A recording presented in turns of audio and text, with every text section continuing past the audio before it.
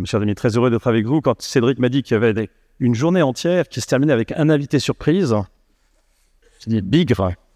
Pour une surprise, c'est une surprise. Et j'espère qu'elle sera bonne pour vous. Tout à l'heure, Dominique soulignait le fait que les jeunes Américains passaient la moitié de leur temps sur les réseaux sociaux. Et je trouve formidable que dans le programme qui est le vôtre, après mon intervention et la conclusion, il y a réseautage. C'est la première fois que je le vois de manière et c'est explicite, c'est clair, c'est net, c'est franc. Et donc, je pense que c'est une des raisons majeures pour lesquelles vous restez encore à attendre le temps du réseautage. Et j'espère que ce temps va être tonique et dynamique. Ils ne seront pas déçus, c'est sûr. Vous restez au pupitre finalement? Vous êtes bien là? Parfait. Eh bien écoutez, alors c'est parti. On reste quand même sur l'échange. Je vous pose des questions, vous voulez bien? Alors, non. Moi j'ai préparé un topo un peu construit d'une vingtaine de minutes, mais vous avez, on a fait les questions et les réponses, donc vous avez toutes les questions, mais on peut échanger si vous voulez. Ça vous va? Voilà. Donc la première question que vous allez me poser, c'est en fait, c'est qui vous êtes, vous, l'évêque aux armées, hein? Voilà. Ouais. Non, c'est que tout d'un coup, comme on va parler d'intelligence artificielle, mais aussi d'amour, de relations, je vous trouvais bien loin. C'est juste ça, hein, mais bon, je reste là, je reste là. C'est un amour assez collectif, comme vous allez le voir. Oui, d'accord, je vous promets, je vais partager. Hein, j'avais pas quelques questions un peu spécifiques dans la salle. Et puis vous savez, aujourd'hui, tout est pénal à certains centimètres. Donc... Bon, bah d'accord, alors on va garder c'est très bien. Dites-nous, qu'est-ce que l'évêque aux armées alors?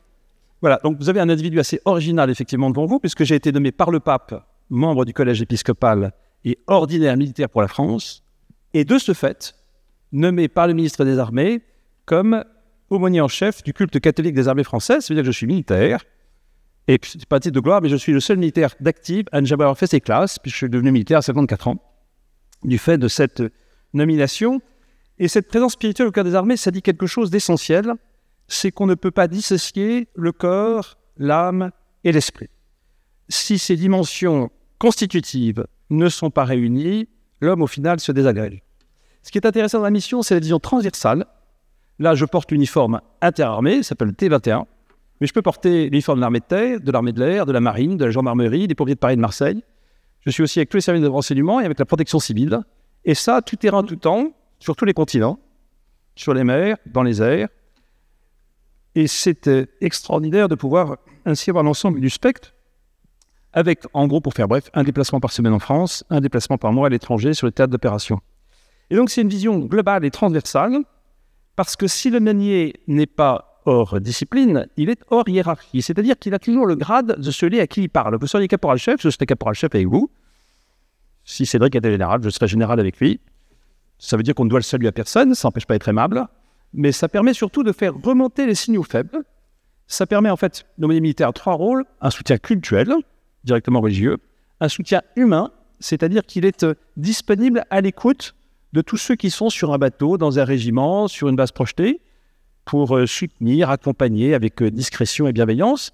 Et puis conseil au commandement, il peut aider le commandement à comprendre l'environnement religieux dans lequel il se trouve, et le fait est que la plupart des conflits où nous sommes à l'étranger ont une dimension religieuse essentielle. Et puis également de lui faire entendre les signaux faibles qui remontent. On ne parle pas à un supérieur sans y avoir été autorisé. L'aumônier militaire, il est capable d'aller dire au colonel chef de corps ou au commandant du bateau qu'il y a tel ou tel élément de fatigue ou d'incompréhension qu'il est important d'être attentif. Conseil au commandement. Donc, alors pourquoi l'armée, selon vous, est un lieu d'observation absolument extraordinaire? Eh bien parce que c'est un lieu d'anticipation permanente du risque. Parce que l'armée porte avec incandescence les questions cruciales de notre société qui ont été abordées pour une bonne part cet après-midi: l'intelligence artificielle, le rapport homme-machine, le cyber, l'espace. Et elle est par construction à la pointe et en anticipation de toutes les questions technologiques, parce qu'on fait la guerre avec des armes et que celles-ci sont un lieu de compétition permanente entre les États-puissances, avec un lien très étroit, et c'est très intéressant, entre les technologies civiles et militaires. On a eu l'occasion d'en parler souvent avec Cédric dans ses différentes responsabilités. Et puis, il y a des budgets de recherche très conséquents et une anticipation assez impressionnante parce que l'armée est un des rares lieux où on réfléchit à 50 ans, par exemple le programme Rafale ou le projet du futur porte-avions qui sera en service jusqu'en 2070 ou 2080. Et alors, en quoi l'aumônier militaire a-t-il un regard particulier sur justement ce lieu d'observation qu'est l'armée? Eh bien, précisément parce que l'aumônier offre une vision intégrale de l'homme, au-delà des aspects matériels ou techniques, au-delà de la philosophie ou de la psychologie. L'homme passe l'homme et nous sentons tous le défi d'éclatement et de séquençage dans notre époque, qu'il s'agisse de l'agriculture, de la finance, de la médecine ou de l'armée. L'un conçoit, l'autre fabrique, l'un transporte, l'autre charge, l'un vise, l'autre nettoie. Chacun est spécialiste d'un maillon sans plus comprendre la chaîne, le sens global, ni d'où l'on vient, ni où l'on va. Et on fait ici l'expérience de la puissance de la conscience pour fonder, pour éclairer nos vies, nos jugements, nos discernements personnels, à commencer par ces lieux d'incandescence par excellence que sont les engagements armés. Alors, en préparant cet échange, il y a quelques jours, quand nous évoquions le sujet de la sécurité, de la sûreté, vous avez souhaité l'aborder sous l'angle de l'intelligence artificielle, mais aussi de la vie, bien sûr, et de l'amour. Quelle est l'idée fondamentale derrière tout ça? L'intelligence artificielle, la vie, l'amour. L'idée fondamentale, c'est de mettre l'homme au centre, reconnu dans sa pleine dignité. L'homme, tous les hommes, le tout de l'homme.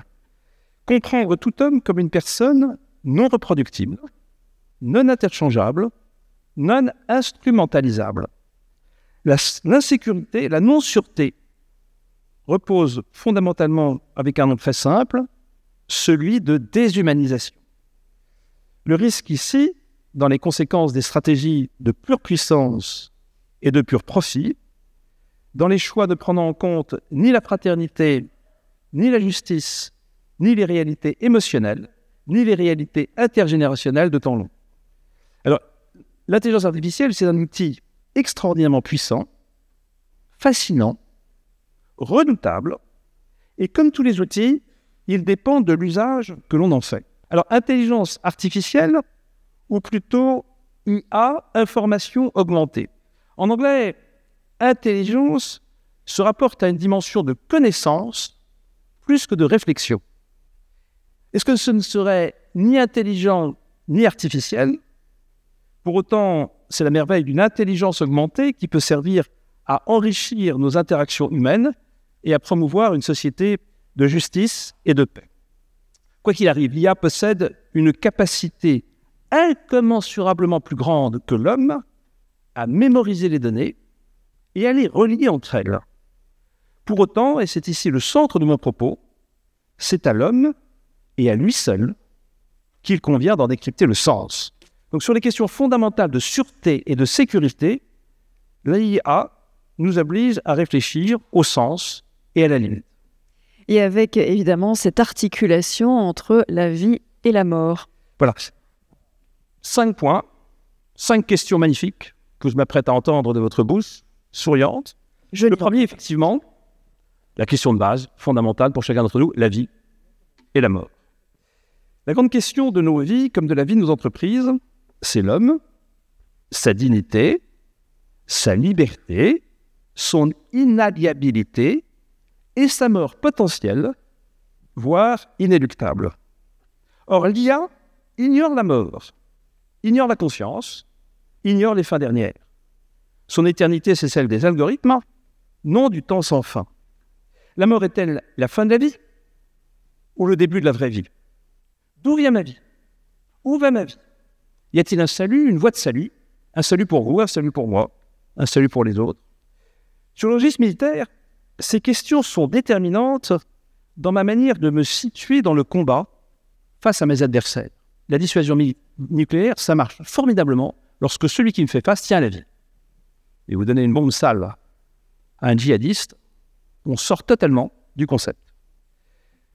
Dans tous les registres de nos vies personnelles et professionnelles, ces questions déterminent de manière essentielle nos perspectives, nos orientations, de même et surtout les perspectives et les orientations de ceux qui me font face.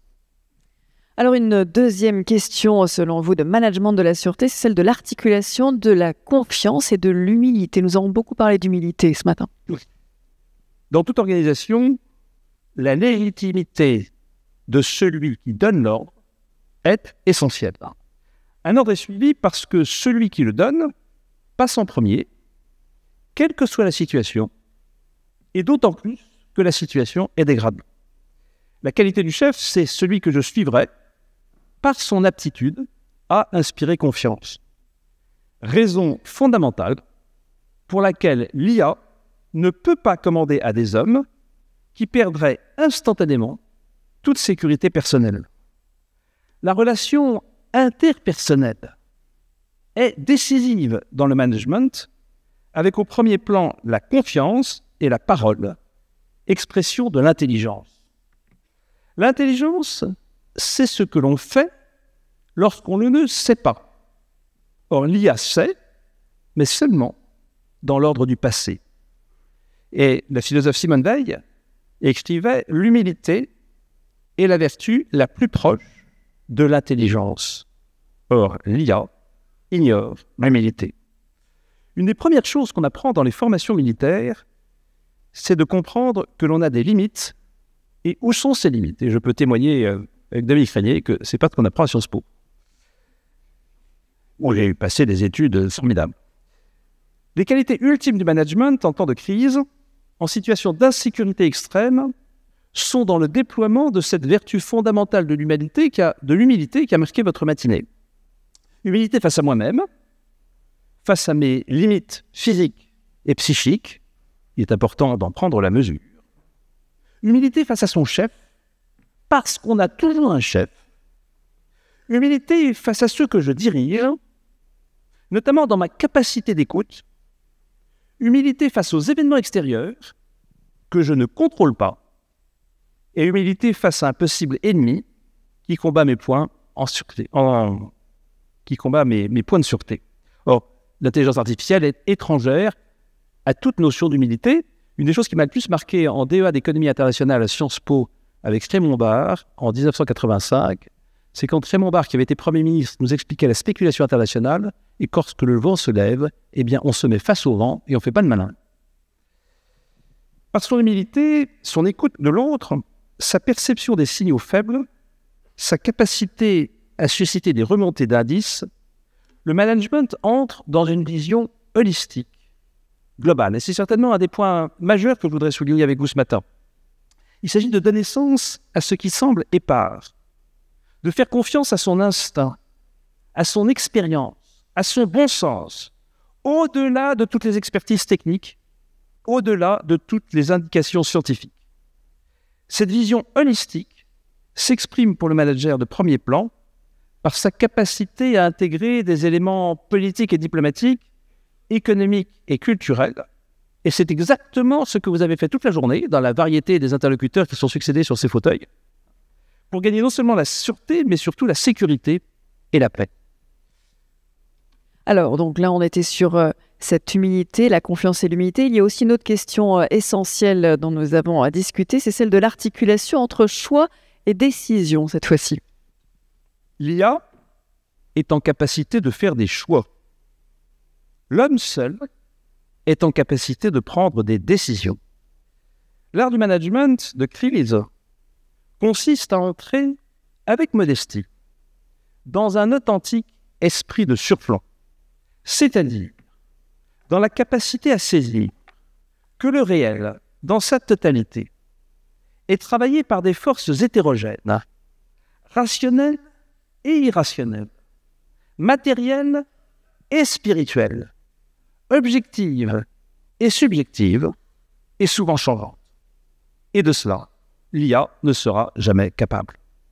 Nous sentons bien que l'immense sujet est celui de laisser l'IA choisir pour nous, malgré nous, contre nous, laissant à cette science sans conscience une capacité effrayante parce qu'inhumaine. L'être humain, quant à lui, non seulement choisit, mais dans son cœur, il est capable de décider. Nous condamnerions l'humanité à un avenir sans espoir si nous retirerions aux hommes la capacité de décider d'eux-mêmes et de leur vie les réduisant à être asservis au choix des machines, la dignité humaine en dépend, tout simplement. Un autre sujet important également, cette nuance entre individu et personne. Et là aussi, selon l'IA, ce n'est pas complètement la même chose. Eh bien, on compte les individus, on les agrège, on en fait des datas, on les statistique. Tout au contraire, on accueille la personne dans la pleine dignité d'un être reçu. Je connais très peu la culture chinoise, mais de ce que je comprends, la notion de personne est tout à fait étrangère à la langue et à la culture. Personne comme être en relation, persona, à la suite du grec. Nous avons une série de risques. Risque de l'absence de fraternité qui nous déshumanise. Risque que je ne considère plus l'humanité de celui qui me fait face par la déshumanisation des algorithmes et des logiques de pur profit et de pure puissance au mépris de l'humain. Risque de l'absence de justice qui fait tout exploser. La condition de la prospérité et du progrès, c'est la paix. Cette paix est sans cesse à construire, fruit de la justice et de la charité. Il n'y a pas de paix sans justice, il n'y a pas de justice sans paix. Et puis, le risque de l'absence de prise en compte de la dimension humaine dans sa réalité émotionnelle. Ce sont les sentiments d'injustice, de mépris, d'absence de dignité qui conduisent aux conflits les plus redoutables.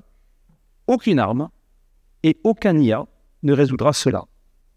Et puis enfin, risque du court terme, de l'absence de prise en compte du temps long, de l'intergénérationnel. Et tout cela nous amène tranquillement vers cette notion fondamentale, selon vous, qui est celle à la fois de l'amour, mais aussi du don. Alors, Dominique a souligné dans son exposé la faiblesse des dons qui caractérisait Fondapol, qui fait un travail formidable avec 3 brins de ficelle. Pour autant, on ne fait pas la quête. Je vais vous parler du don et de l'amour et déployer cela sur un registre qui n'appelle aucune sibylle. La personne humaine, chacun d'entre nous, est faite pour aimer et pour être aimé. Or, l'IA y est étrangère. L'amour est déconcertant. Or, l'IA ne peut pas être déconcertée. L'amour est don de pure gratuité, ce qui est étranger à tout calcul de probabilité. Nous savons bien que l'acte de générosité est celui qui nous dilate pour le meilleur. Nous ne sommes pas faits pour être repus, mais pour être donnés. La gratuité, c'est l'autre nom de la grâce. Sans gratuité, la vie n'est que pesanteur. Elle perd son souffle, son sel, son sens. Un des plus grands risques de nos existences est de perdre tout sens de la gratuité, de l'amour et du don. La gratuité comme lieu fondateur de notre dignité et de notre liberté. Le premier lieu de discernement de la réalité de la gratuité dans nos vies, c'est celui de notre gestion du temps. Nous avons célébré ce matin aux Invalides les obsèques d'Yvon Gattaz, qui a voulu nous faire comprendre par une expression bien à lui, celui de décitant, c'est-à-dire l'invitation à avoir 10% de son temps sur le mode du don gratuit. Alors je vais être ici très concret. Dans cette salle, nous avons tous une égalité fondamentale qui est de posséder 96 quarts d'heure par jour. 24 heures multipliées par 4.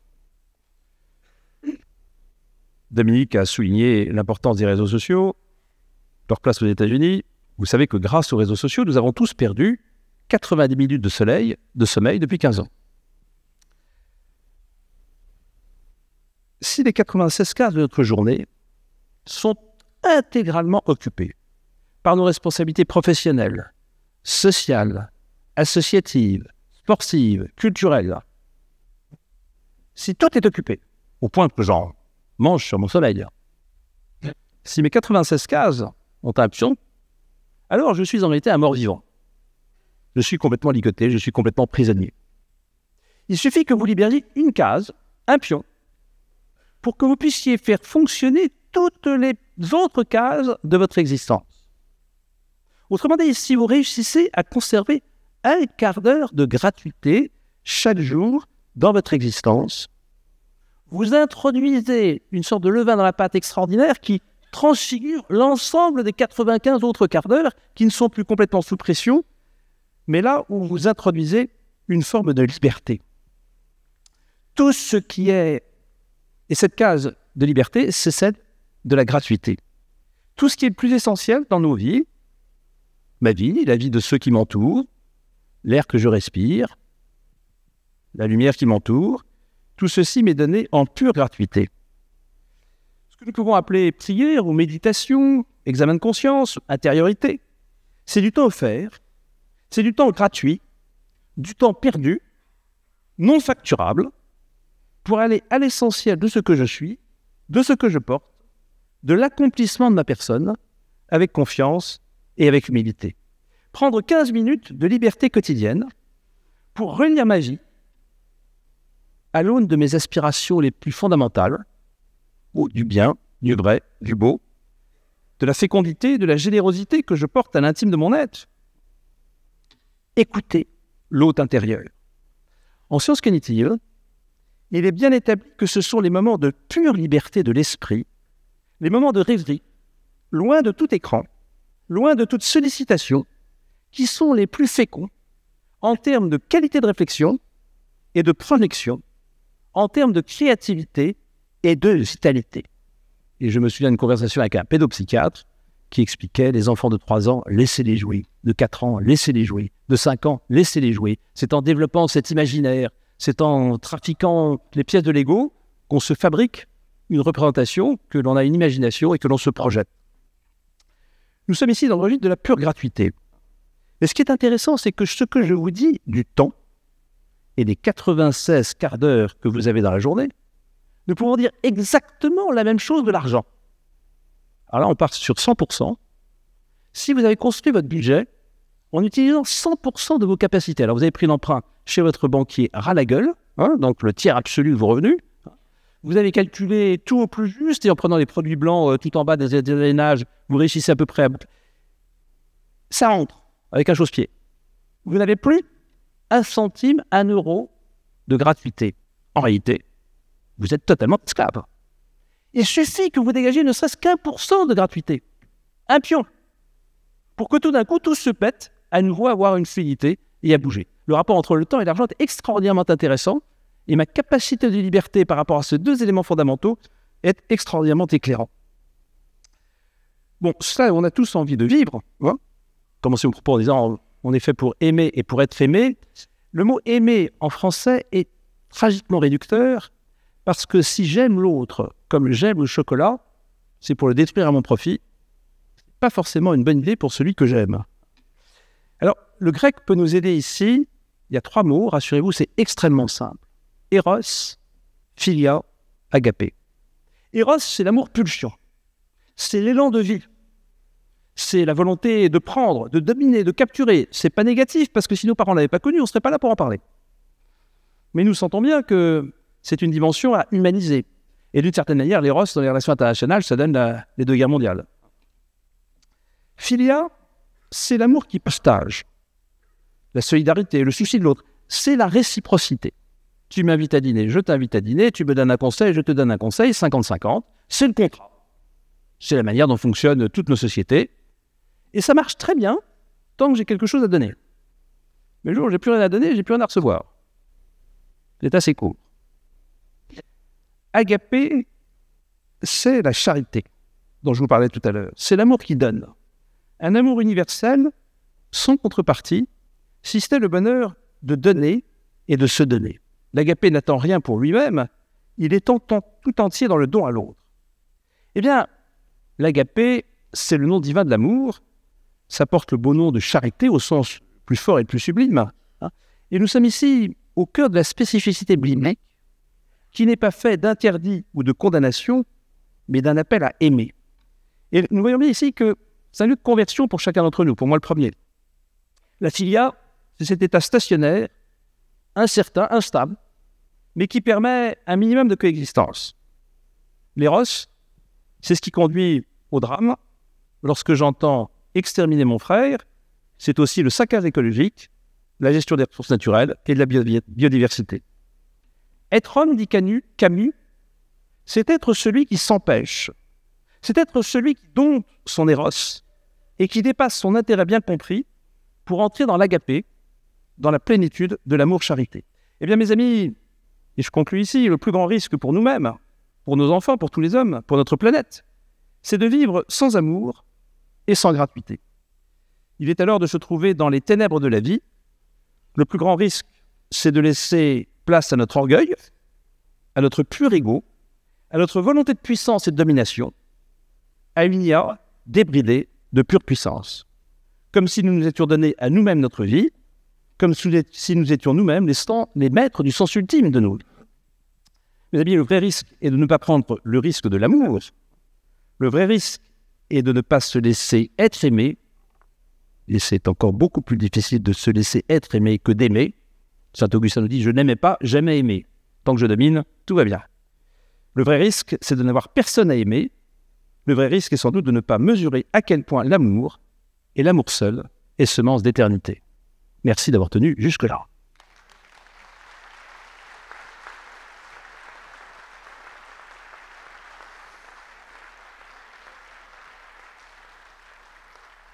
Un grand merci. Je vous propose de prendre quelques questions du public. J'imagine qu'il y en a. Que souhaitez-vous poser comme question à Monseigneur de Romanet? Oui. Alors j'arrive. Je vais donner un micro. Voilà, ce sera plus simple pour le premier rang, à condition qu'il soit allumé. On essaie, sinon je donne le mien. Franck Galland, est-ce que... Oui, ça fonctionne.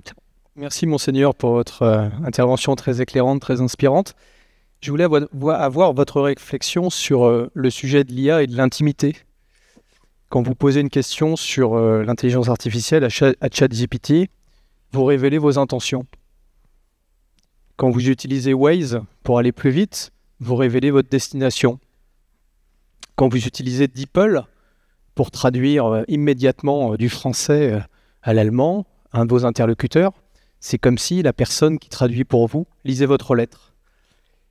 Ne pensez-vous pas que de ce point de vue-là, l'IA est devenue un grand confesseur et que l'IA présente un danger majeur en termes de rupture de confidentialité, puisque ce que vous posez comme question aujourd'hui révèle à l'évidence vos intentions, vos états d'âme, vos volontés, pourquoi pas de nuire.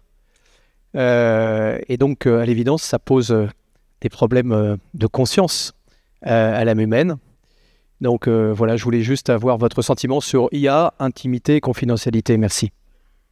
Oui, la question est fondamentale. L'IA est absolument fascinant. Alors, on est tous des adultes diplômés dans cette salle. Et la plupart d'entre nous, nous savons à peu près dans quel ordre se situent vers César Stordix, Henri IV et Napoléon. Mais comme vous le savez, l'IA, qui n'a aucune intelligence, mais qui agrège des données et qui fait des liens, peut vous dire des choses formidables et du grand n'importe quoi. Et il faut une éducation extraordinairement forte et structurée pour pouvoir gérer cette affaire. Donc, quelqu'un qui a une grande culture et qui utilise l'IA est au sommet de la performance. Mais si vous utilisez l'IA sans une vraie culture et sans un vrai registre, moi, ce qui m'inquiète... Alors, ce que vous dites est fondamental. C'est-à-dire que dans les faits, le totalitarisme du numérique s'apprête à être grandiose.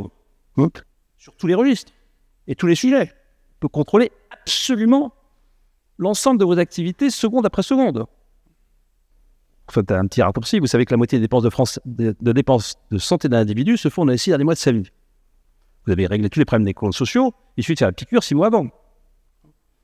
Ou bien alors tout simplement de décréter que les 6 derniers mois de traitement payés par la Sécurité sociale seront pris sur votre succession.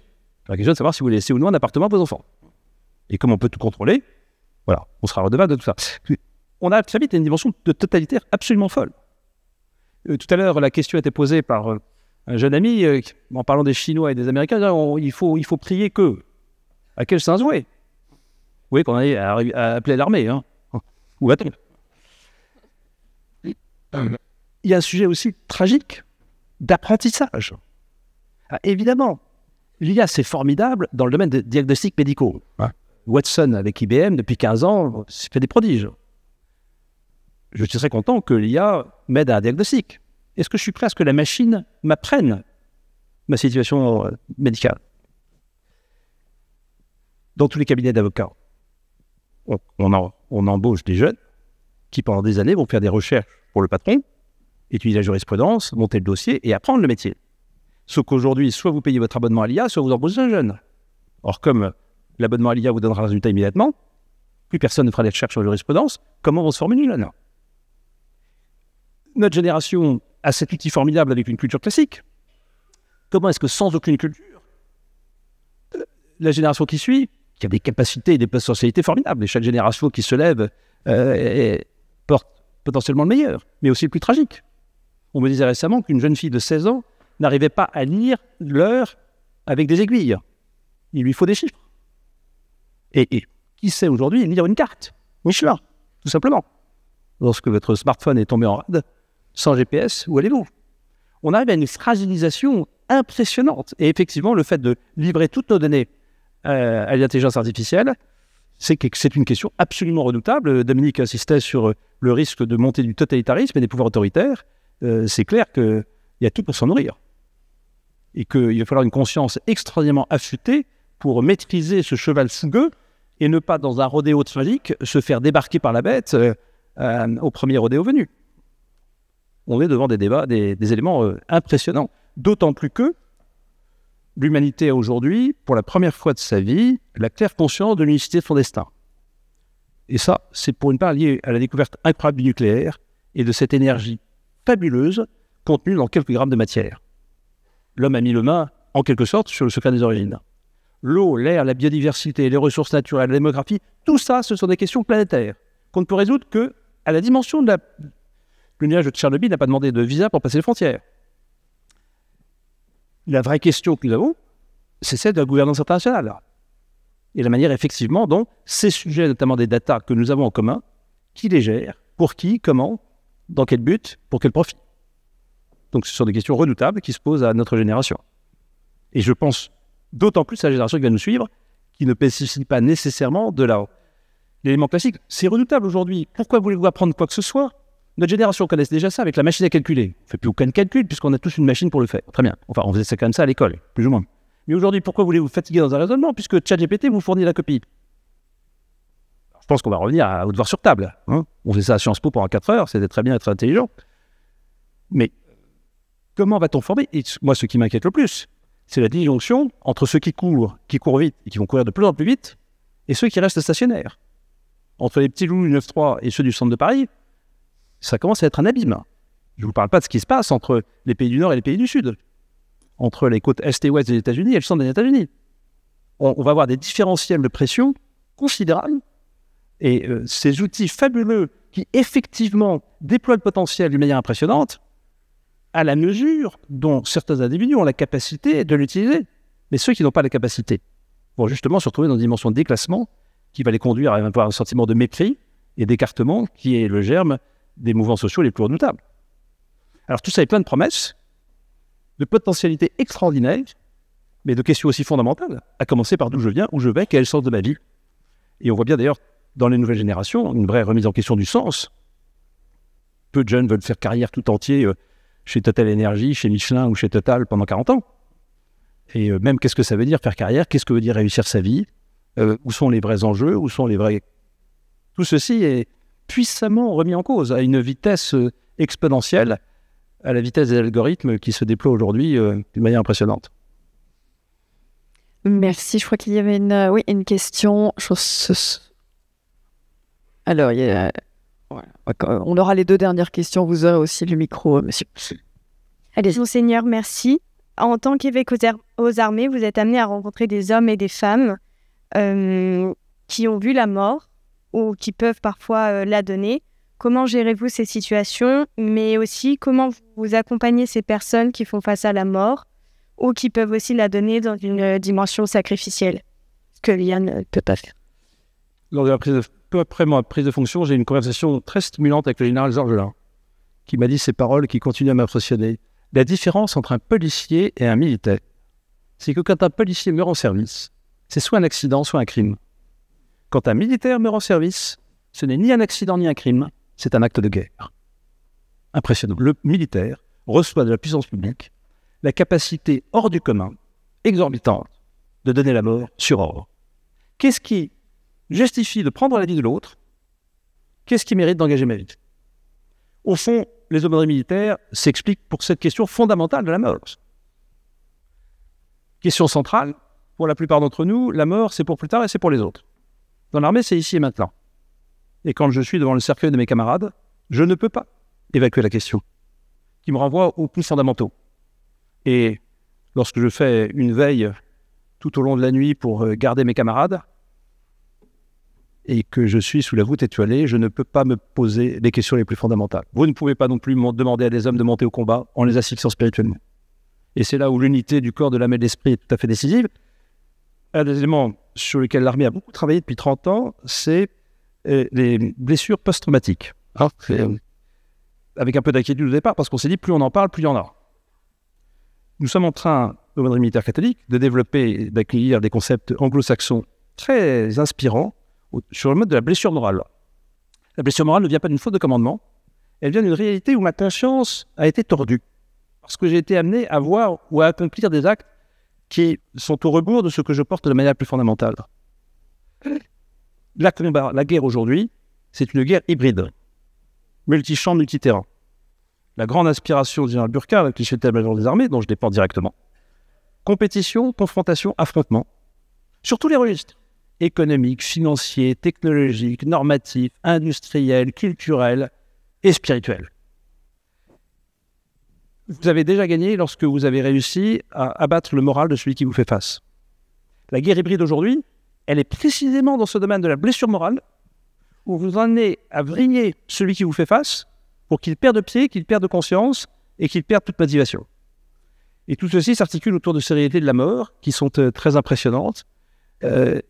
Et là aussi, je vais évoquer rapidement au sujet de la dissuasion nucléaire. Quand celui qui me fait face tient la vie, on est effectivement dans une dimension de dissuasion très efficace. Mais lorsque celui qui me fait face pense que la vraie vie, elle est après la mort, on ne parle plus tout de la même chose.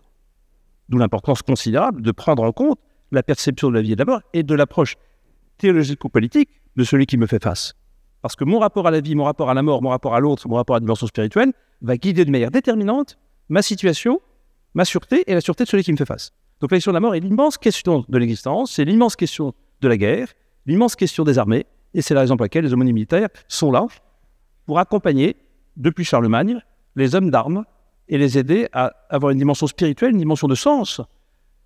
La gloire et l'honneur de la condition militaire, c'est de défendre les plus pauvres et les plus petits de leur dignité. C'est aussi de maîtriser la force pour empêcher la violence. Et l'histoire nous montre de manière très claire que lorsque vous donnez des armes et des moyens de force à des troupes qui ne sont pas constituées sur une rigueur militaire, vous arrivez aux drames les plus épouvantables. Les milices, toutes les époques, nous l'ont montré d'une manière tragique. L'armée canalise tout cela, l'armée organise tout cela, et l'armée obéit à des règles extrêmement strictes d'engagement, le droit de la guerre, les justifications, les manières de mener la guerre. Il y a un code d'honneur qui est extrêmement important. Il y a aussi une considération de celui qui me fait face. Si je déshumanise celui qui me fait face, si je le vois comme un peur qui ne mérite que la mort, je me déshumanise moi-même. Et donc nous voyons bien que, d'une certaine manière, c'est ça qui est passionnant dans cette mission, c'est que l'armée porte à incandescence toutes les questions les plus fondamentales de notre période et de toutes les périodes de l'humanité, dans ce rapport de force permanent qui est celui de l'existence humaine, qui est appelé à être revisité avec une dimension de transcendance pour ne pas étouffer sous le poids de la violence, mais au contraire donner un sens commun. Et pour reprendre ce que Dominique disait très fortement tout à l'heure, comment faire d'un tas un tout? Qu'est-ce qui fait que nous sommes ensemble dans une nation à vouloir construire ensemble un sens commun? Et c'est la grande force des armées, c'est la fraternité d'armes, la cohésion. Et nous sommes 4 aumôneries militaires, catholiques, protestants, israélites et musulmans, nous travaillons absolument à la fraternité d'armes. Rien n'est pire que la division, rien n'est pire que l'opposition. Et ce qui est très impressionnant, c'est que lorsqu'il est sur le terrain, tu me couvres, je te couvre, on mange ensemble, on va faire la garde ensemble, on va combattre ensemble. Je ne sais pas quelles sont tes opinions religieuses, philosophiques ou culturelles. Ma vie est entre tes mains, ta vie est entre les miennes. Eh bien, ce sens commun, parce que nous estimons que nous avons reçu une mission qui mérite d'engager notre existence, une mission noble, grande et belle. Général de Gaulle insiste de manière bouleversante dans ses mémoires sur l'importance d'avoir un sens profond et transcendant dans l'engagement de ma vie. Cela crée une fraternité magnifique dans les armées. Et d'une certaine manière, ça doit pouvoir inspirer la société. Qu'est-ce qui fait que nous sommes ensemble à vouloir construire un monde du bien commun, un monde de fraternité, un monde de justice, un monde de respect qui permettent à chacun d'éployer le meilleur de ce qu'il est. Question centrale de la mort. Merci beaucoup. Il y avait une toute dernière question. J'ai vu une main qui se levait là. Voilà, monsieur. Bonsoir, Monseigneur. Éric Buquet, Sanofi. Juste une question. Merci d'abord pour votre brillante intervention qui nous élève. Une question sur vos responsabilités par rapport aux autres cultes. Est-ce que vous avez noté depuis le 7 octobre, il y a 2 ans, une augmentation des tensions entre les différentes religions au sein des armées? Mais, parce que c'est aussi un immense non-dit, et parce que nous sommes tellement focalisés sur le fait de bâtir une fraternité et une cohésion, que nous faisons tout pour ne voir que cela. Dans les faits, jusqu'à aujourd'hui, dans les armées, ça se passe bien. Vous avez tous en mémoire le drame de la préfecture de police il y a 2 ans, où l'un des agents a tué certains de ses corélégionnaires. C'est clair que le jour où un caporal prendra son HK et mitraillera autour de lui, ça sera le drame intégral. Le lieutenant, en principe, passe en revue tous les matins ses hommes, il les regarde droit dans les yeux, et il les connaît. Jusqu'où? Prions le Seigneur. Jusqu'ici, tout va bien. Nous savons que l'histoire est compliquée. En tout cas, il faut y travailler de manière tout à fait décisive. L'armée est quand même d'abord, 2 choses quand même. C'est aujourd'hui le seul lieu, ou l'un des seuls lieux en France, où il y a une authentique promotion sociale possible, basée exclusivement sur les compétences et sur l'engagement. Quelle que soit l'origine, de quelque sorte que ce soit, de quelque milieu que ce soit, chacun est reconnu pour ce qu'il est et pour ce qu'il fait, d'une manière qui est pleine d'espérance. La moitié des officiers ont été sous-officiers, la moitié des sous-officiers ont été militaires du rang. D'autre part, la moitié de la troupe, vous savez qu'on n'a pas le droit en France de faire des fiches et de relever les appartenances supposées des uns et des autres. Et depuis le général André, tout ceci est particulièrement sensible. Le fait est qu'on estime à peu près à 20% de la troupe des gens qui sont d'origine arabo-musulmane. C'est pour eux un fantastique lieu d'intégration, un lieu aussi de libération de leurs origines initiales pour rentrer dans la communauté nationale. Et ce qui serait inquiétant, c'est que ça baisse. Donc l'armée est un formidable creuset. Jusqu'ici, tout va bien. Faisons en sorte que cela continue. Mes amis, vous allez avoir une conclusion maintenant, et puis vous allez pouvoir réseauter. Donc je me réjouis beaucoup de cet accomplissement sans aucune honte, et de réseauter sans... je pense que vous allez quand même échanger des emails, des adresses X, Y... Il y a des QR codes, enfin c'est formidable, il y a plein de choses pour échanger. Mais avec une humanité qui transparaît déjà sur vos visages d'une manière tellement magnifique que nous sommes tout à fait sereins sur le fait que le meilleur s'y développera. Merci de votre attention. Merci à vous.